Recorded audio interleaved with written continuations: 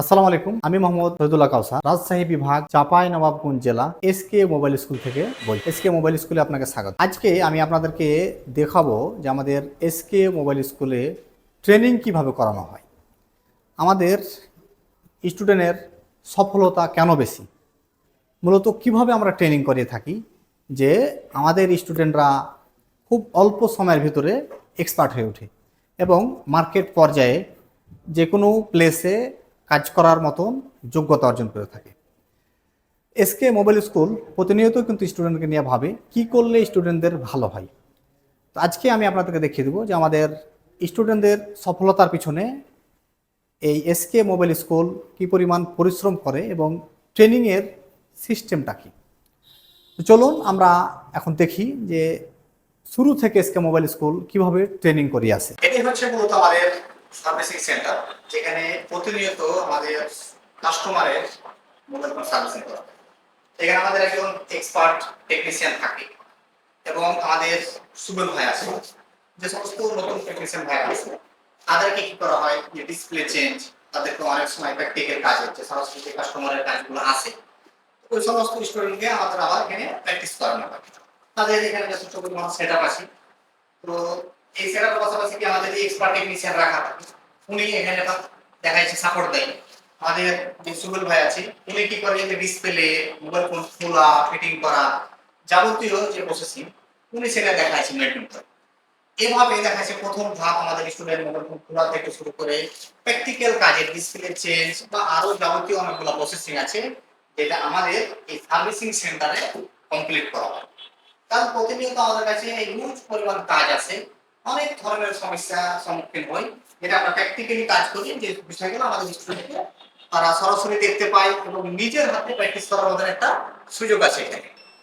তো আপনারা দেখলেন যে আমাদের সার্ভিসিং সেন্টারটা কিরকম, বা আমাদের সার্ভিসিং সেন্টারে কি ধরনের প্রসেসিং আমরা রেখেছি এবং কিভাবে আমাদের স্টুডেন্টকে সাপোর্ট দেওয়া হয়।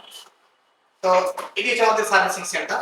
এখন চলো আমরা দেখি যে আমাদের মূল ট্রেনিং সেন্টারে কিভাবে ট্রেনিং করানো হয়। এতক্ষণ আপনারা যেটি দেখলেন সেটি ছিল আমাদের সার্ভিসিং সেন্টার।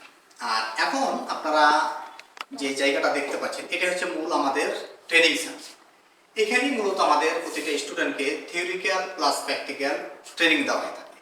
এখান থেকে ট্রেনিং শেষ করার পর আমরা অনেক সময় তাদেরকে সার্ভিসিং সেন্টারে কাজ করার জন্য রাখি, আবার অনেক সময় প্রথমেই তাদেরকে আমরা সার্ভিসিং সেন্টারে বেশ কিছু হাতে প্র্যাকটিস করিয়ে নিই, তারপর আমরা দেখা যায় তাদেরকে এখানে থিওরিক্যাল প্লাস প্র্যাকটিক্যাল আমরা ট্রেনিং করি।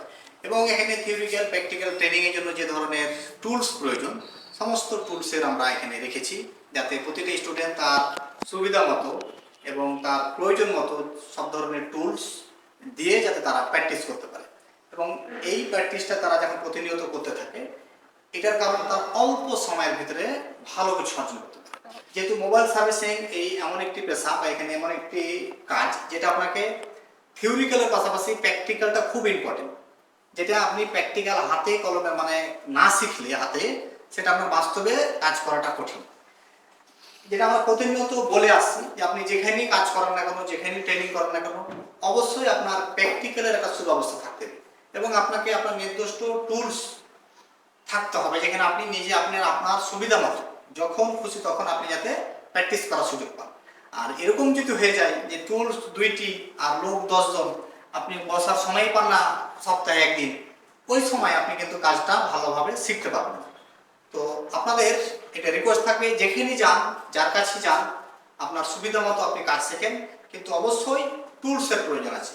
সারাক্ষণ দেখা যাচ্ছে যে খাতা কলমে সার্ভিসিং শিখলে হবে না, সার্ভিসিং শিখতে মূলত আপনাকে হাতে, যেটা এসকে মোবাইল স্কুল সব সময় গুরুত্ব দিয়ে থাকে। তার জন্য মূলত আমাদের এই ধরনের এতগুলো টুলস এবং আমাদের এই ভিন্নতা যে তারা পর্যায়ক্রমে যাতে প্র্যাকটিক্যাল কাজ করে এক্সপার্ট টেকনিশিয়ান হতে পারে। আমাদের যে থিওরিক্যাল ক্লাসগুলো করানো হয় একটার পর একটা প্রতিনিয়ত আমাদের যে থিওরিক্যাল ক্লাসগুলো চলতে থাকে, অনেকেই নতুন হয়ে থাকার কারণে বা অনেকের স্মৃতিশক্তি দুর্বল হওয়ার কারণে অনেকগুলো বিষয় মনে রাখতে পারে না, ভুলে যায়, তখনই প্র্যাকটিক্যাল কাজে যে বাধাগ্রস্ত হয়।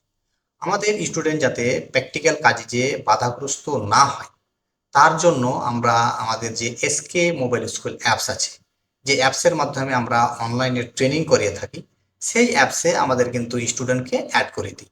যে বিষয়টা আমরা ক্লাস একবার করিয়েছি উনি বুঝতে পারেনি, উনি চাইলে আবারও 2বার 4বার 5বার রিপিট দেখে কি হচ্ছে উনি সেই বিষয়টার প্রতি পারদর্শী হয়ে যাচ্ছে, বা যেটি ভুলে যাচ্ছিল সেটি উনি আর ভুলছে না।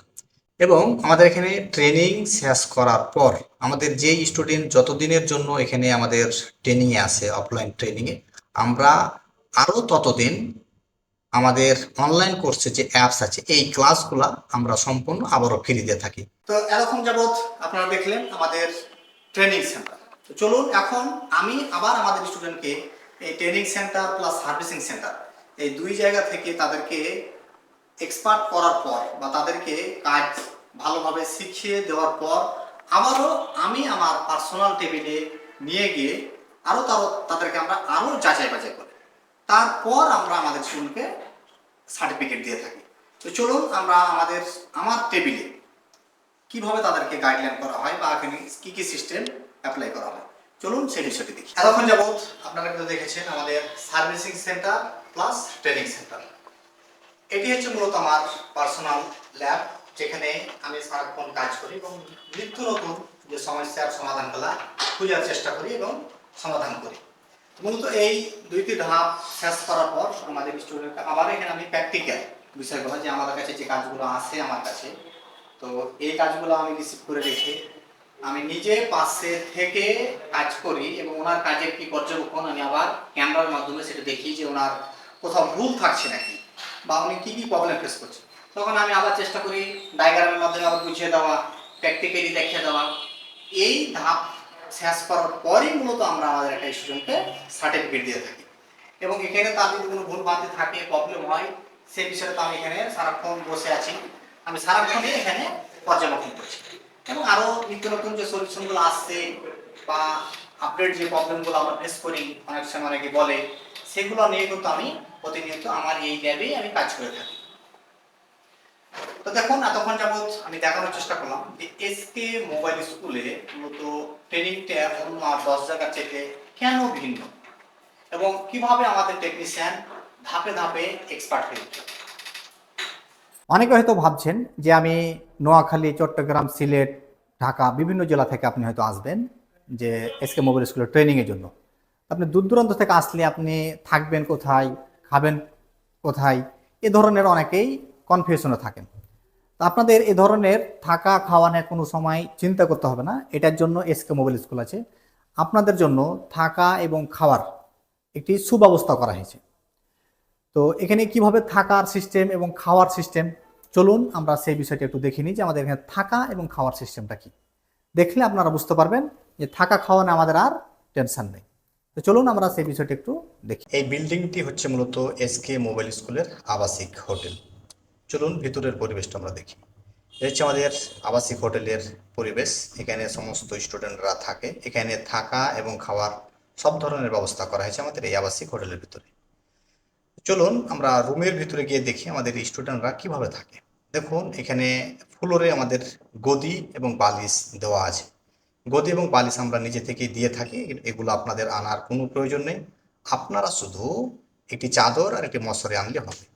আমাদের সমস্ত স্টুডেন্ট এভাবেই থাকে। চলুন খাবারের কি সিস্টেম আমরা দেখে নিই। দেখুন প্রতিটি স্টুডেন্টের জন্য আমাদের আলাদা আলাদা টিফিন বাটিতে খাবার রেডি করা থাকে।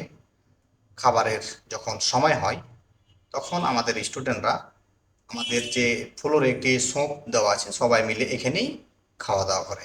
এই হচ্ছে আমাদের আবাসিক হোটেলে থাকা এবং খাওয়ার পরিবেশ।